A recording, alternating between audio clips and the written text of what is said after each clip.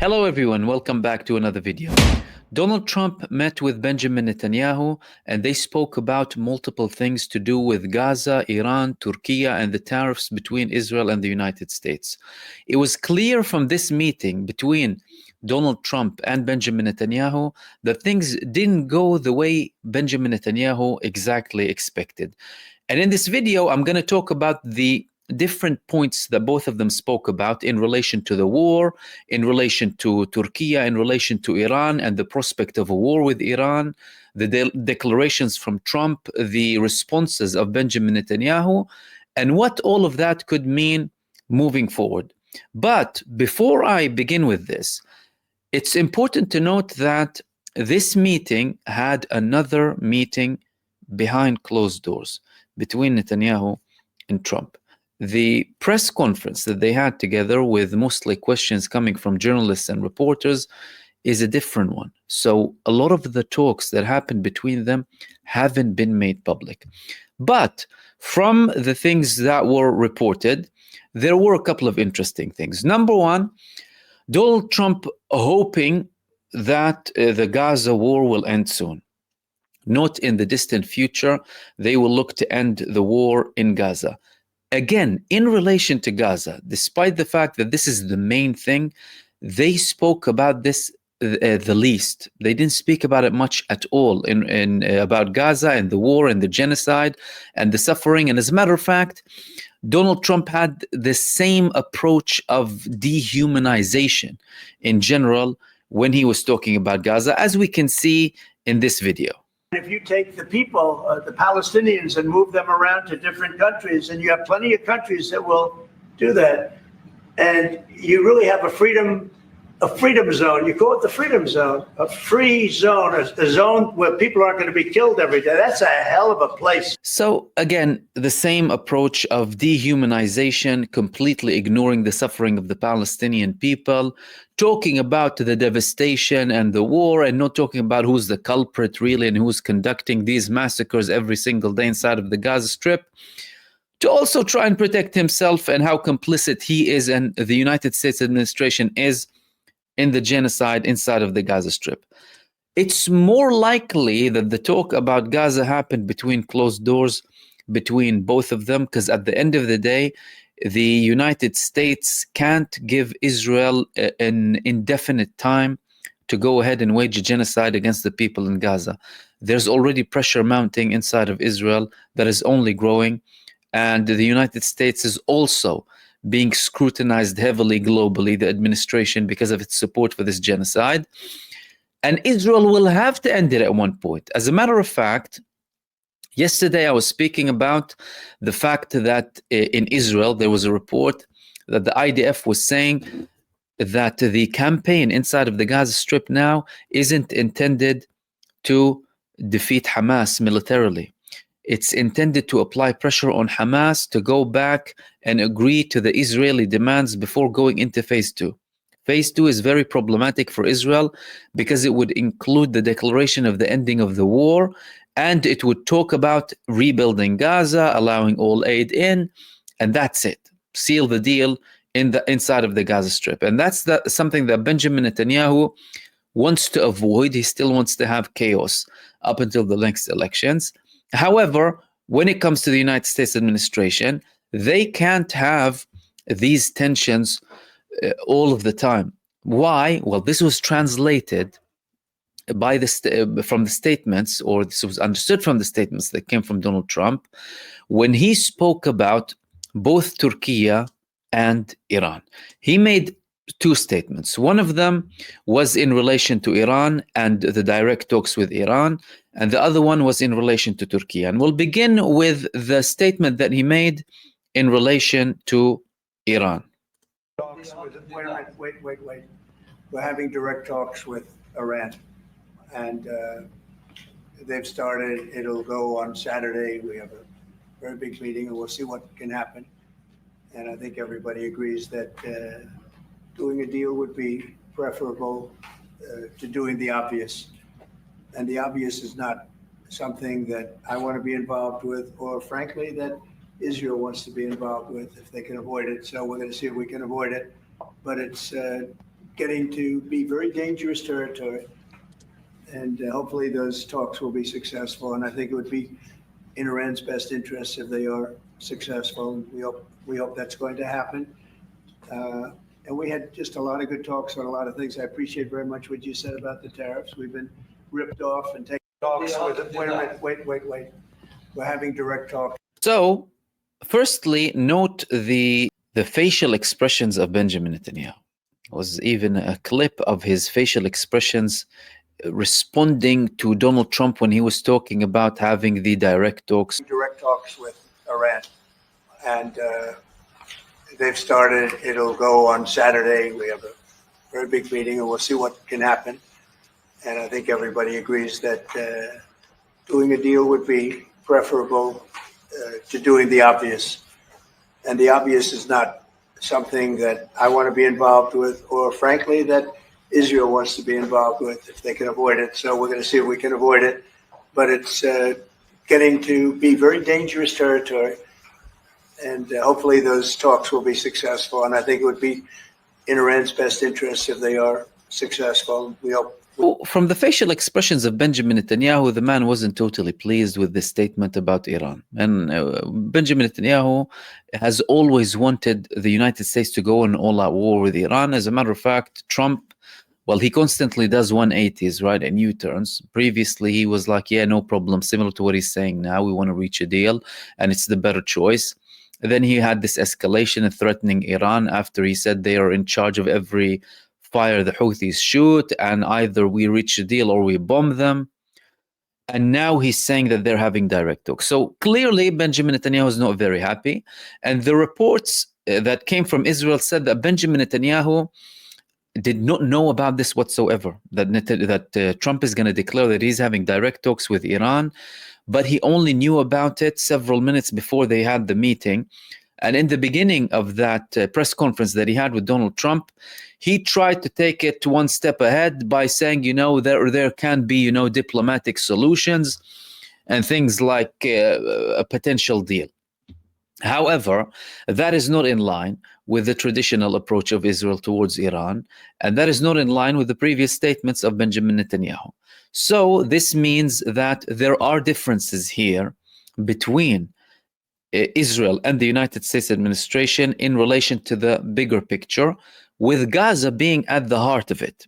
And that's the interesting part here, that they did not talk a lot about Gaza, at least in the press conference. And even when Donald Trump was taking questions, he did not elaborate too much, apart from the general ideas that he has to have Gaza as a free zone and still expelling the people, and that there's a war going on and there's always been devastation, and don't know why it's all happening, and we need to end this. Okay, this is showing that both sides don't see eye to eye. And Donald Trump knows that the tensions with Iran, the tensions with Turkey are linked to Gaza. Therefore, well, if he has an ounce of brain, he's going to have to solve the problem. He's going to have to end the genocide in Gaza, or force Israel to take a step to end it, to reach those solutions between Israel and Iran primarily, or de-escalate between Israel and Iran, and have the United States have a deal with Iran, and de-escalate the tensions between the Israeli side and the Turkish side as well. De-escalating between Israel and Turkey is easier than de-escalating between Israel and Iran, because Israel and Turkey, they've had relations for a very long time.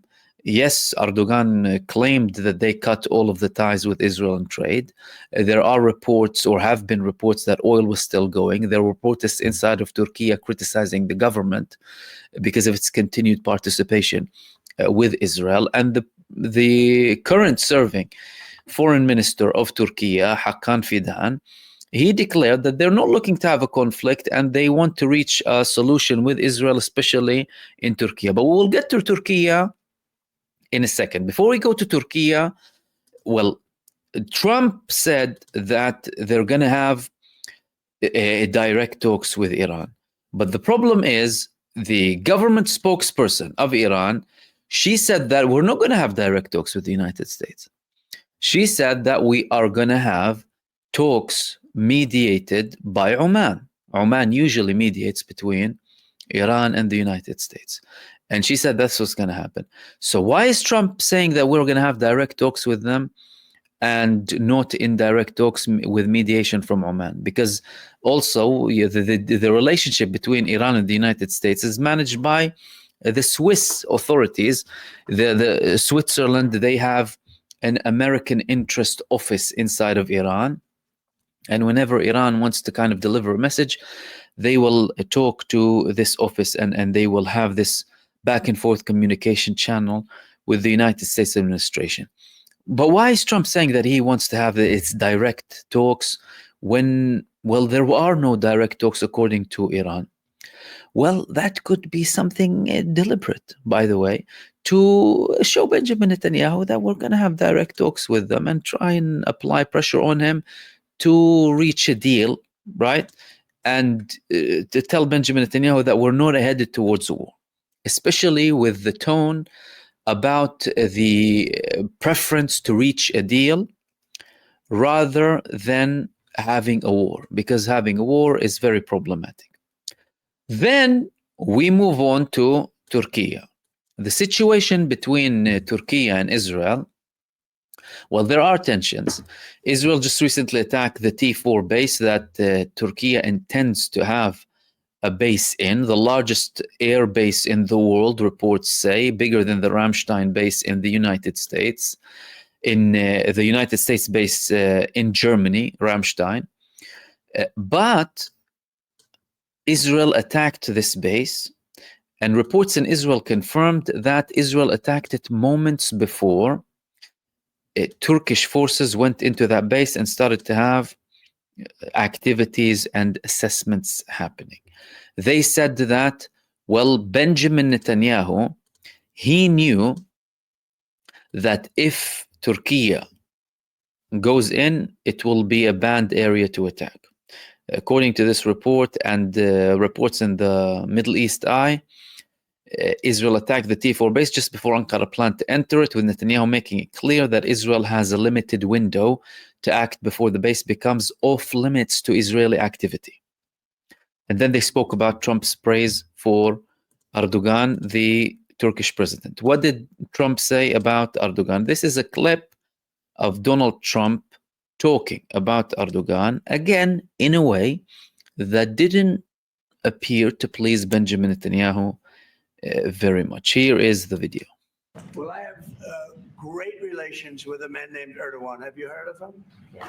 And I happen to like him, and he likes me, and I know the press will get very angry. He likes Erdogan, but I do, and he likes me, and we've never had a problem, and we've gone through a lot, and we've never had a problem. We've always got, as you remember, we got our minister back from Turkey. You remember that?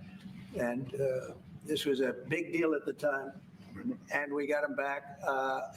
And I told the prime minister, I said, just, Bibi, if you have a problem with Turkey, I really think I'm going to be able to work it out. You know, I have a very, very good relationship with Turkey and with their leader. And I think we'll be able to work it out. So I hope that's not going to be a problem. I don't think it will be a problem. Now, with that being said, I believe it was Turkey, and I said that to him. I said it. I said, congratulations. You've done what nobody's been able to do in 2,000 years. You've taken over Syria with different names, but same thing. I said, you've taken it over. He's taken it over through surrogates. He goes, no, it was not me. I said, it was you, but that's okay. You don't have to say, well, sort of maybe it was me. Okay. But what he did, he said, look, he's a tough guy. He's very smart. And he did something that nobody was able to do. You know, you got to hand it to him. Any problem that you have with Turkey, I think I can solve. I mean, as long as you're reasonable. You have to be reasonable. We have to be reasonable. Thank you very much, everybody. So again, this is something that Benjamin Netanyahu doesn't really like. At the end of the day, we need to understand here that, well, the Turkish president called Netanyahu Hitler. He constantly speaks against Israel. He threatened Israel with direct action. There are genuine tensions between the countries, but not to a level of active confrontation, primarily inside of Syria. because of the heavy influence of Turkey inside of Syria, and because Israel doesn't want any Turkish influence inside of Syria. If they have the T4 base and they have a multi-layered air defense system in that base, including the S-400, with UAVs, drones, and fighter jets too, you're talking about an air defense system inside of Syria that can hinder, that can affect and limit every Israeli activity. Israel prefers Russian influence, for example, inside of Syria rather than Turkish influence, or Turkey being the biggest side with influence and power inside of Syria, because they've had a joint room where they had coordination with Russia before.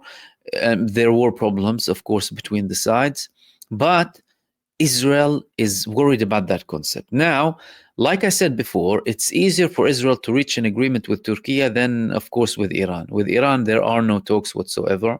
Iran has a very straightforward policy in relation to Israel. Israel, as it is, real as an apartheid country, should be wiped off the map. They constantly repeat that. But Turkey, that's different. As a matter of fact, even after Erdogan said that they cut the ties with Israel, there were security delegations still talking. And the report said that they were talking about the ceasefire inside of the Gaza Strip. That means that, well, okay, on the public front, they're declaring that they cut ties, but there are still talks. And Donald Trump telling Netanyahu that you need to be reasonable, and the fact that he likes Erdogan, again, a man who said so many things against Benjamin. All you need to do is go and check the X accounts of the Israeli foreign minister and Turkish officials who constantly are at war with each other, at least on X. Both countries probably don't have an interest in having confrontation inside of Syria.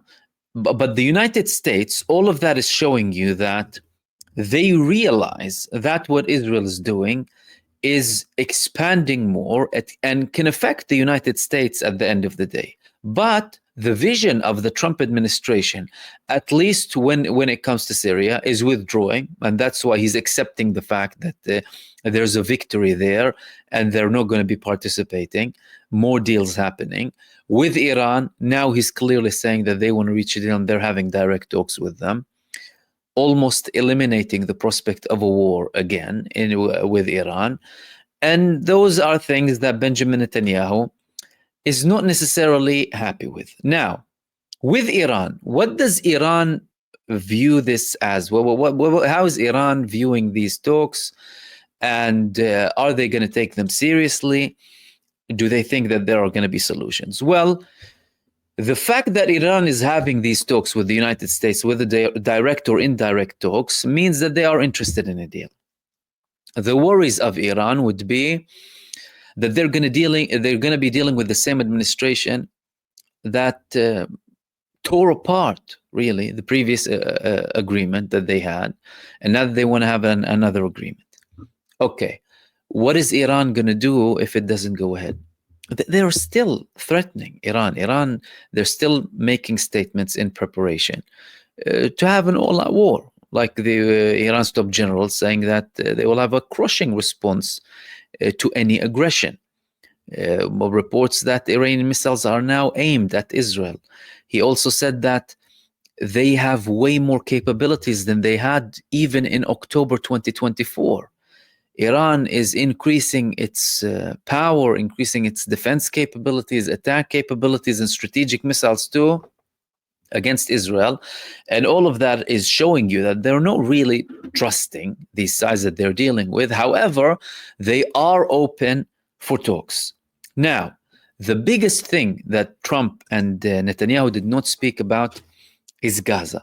And most of the things that we see in these press conferences and these statements are things that are on the surface. Yesterday, I was speaking about the fact that we will see something like what happened today without too many clarifications.